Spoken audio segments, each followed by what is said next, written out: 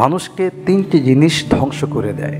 এক হচ্ছে গ্রিড, লোভ লালসা। প্রায়শ আমরা কেউ লোভী, ক্ষমতার প্রতি, পরিবারের প্রতি, নারীর প্রতি, কেউ আবার সম্পদের প্রতি লোভী। সম্পদের প্রতি লোভ থাকাটা এটা আমাদেরকে হারাম উপার্জনের দিকে নিয়ে যায়। কুরআনুল কারীমে 30 নং পারার 21 নং পৃষ্ঠায় সূরাতুত তাকাসুরের মধ্যে আসছে, আল্লাহ রাব্বুল আলামিন বলেছেন, আলহাকুমুত তাকাসুর হাত্তা সুরতুমুল মাকাবির।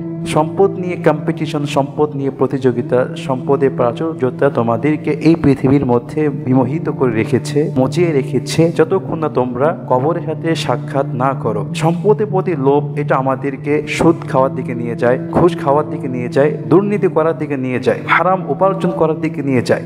আর এই লোভ লালসা আমাদের জীবনকে ধ্বংস করে দিচ্ছে, জীবনকে নস্যাৎ করে দিচ্ছে। এই জন্য মুসলিম শরীফের বর্ণনায় হাদিস নং 2578 عن جابر بن عبد الله رضي الله تعالى عنه أن النبي صلى الله عليه وسلم قال اتقوا الشح فإن الشح من كان قبلكم। জাবির বিন আব্দুল্লাহ রাদিয়াল্লাহু তাআলা আনহু থেকে বর্ণিত, বিশ্বনবী সাল্লাল্লাহু আলাইহি ওয়াসাল্লাম বলেছেন, তোমরা লোভ লালসাকে ভয় করো, লোভ লালসা থেকে বেঁচে থাকো।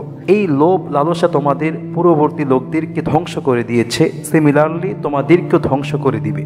2 নম্বর মানুষকে ধ্বংস করে দেয় রেঙ্কর, হিংসা। হিংসা মানে কারো জীবনে কোনো প্রমোশন আসছে, কেউ ভালো কাজ করেছে, ওইটা আমরা দেখে আমরা এই কামনা করি তার ভালো কাজ, তার প্রমোশন ধ্বংস হয়ে যাক। আমরা একে অপরের প্রতি হিংসা রাখার কারণে, বিদ্বেষ রাখার কারণে একে অপরের বাড়িঘর জ্বালিয়ে দিচ্ছি, ক্ষেত শস্য খামারি নষ্ট করে দিচ্ছি, ইভেনচুয়ালি পুকুরে মাছ মেরে ফেলছি। আর এই হিংসা আমাদের জীবনকে নষ্ট করে দিচ্ছে, আমাদের জীবনকে সামাজিকভাবে অবক্ষয়ের দিকে নিয়ে যাচ্ছে। এজন্য হাদিস শরীফের মধ্যে আসছে, ইয়াকুমুল হাসাদ ফাইন্নাল হাসাদা ইয়াকুলুল হাসানাত কামা তাকুলুন নার আল হাতব।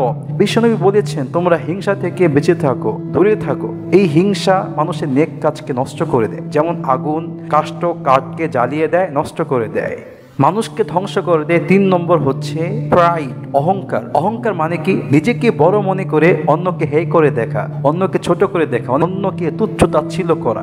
এই অহংকারের কারণে আবু জাহেল ইসলাম গ্রহণ করেনি, অথচ আবু জাহেল জানতো মুহাম্মদ সত্য নবী এবং ইসলাম সত্য, কোরআন সত্য, তবুও সে ইসলাম গ্রহণ করেনি। কারণ হচ্ছে আব্দুল্লাহ ছেলে মুহাম্মদের প্রতি ঈমান আনলে আবু জাহেলের ক্ষমতা চলে যাবে। এই অহংকারের জন্য আবু জাহেল ইসলাম গ্রহণ করতে পারেনি। এজন্য বিশ্বনবী সাল্লাল্লাহু আলাইহি ওয়াসাল্লাম বলেছেন, আল কিবরু বাতরুল হক ওয়া গামতুন নাস। অহংকার সত্যকে দাবিয়ে রাখে। অহংকার থাকলে এই অহংকার আপনাকে সত্য গ্রহণ করা থেকে বিরত রাখবে, এবং অহংকার মানুষকে হ্যায় করে দেখায়। এই অহংকার থাকলে আপনি নিজেকে বড় মনে করে মানুষকে তুচ্ছ তাচ্ছিল্য ভাববেন, ছোট করে দেখবেন, যার ফলে এই অহংকার আপনাকে ধ্বংস করে দেবে, আপনাকে সামাজিকভাবে অবক্ষয়ের দিকে নিয়ে যাবে। বিকজ অহংকার, লোভ, লালসা, হিংসা, এই 3টি জিনিস আমাদের অন্তর থেকে ক্লিয়ার করতে হবে, তাহলে আমরা ইনশাআল্লাহ অথেন্টিক মানুষ হতে পারবো।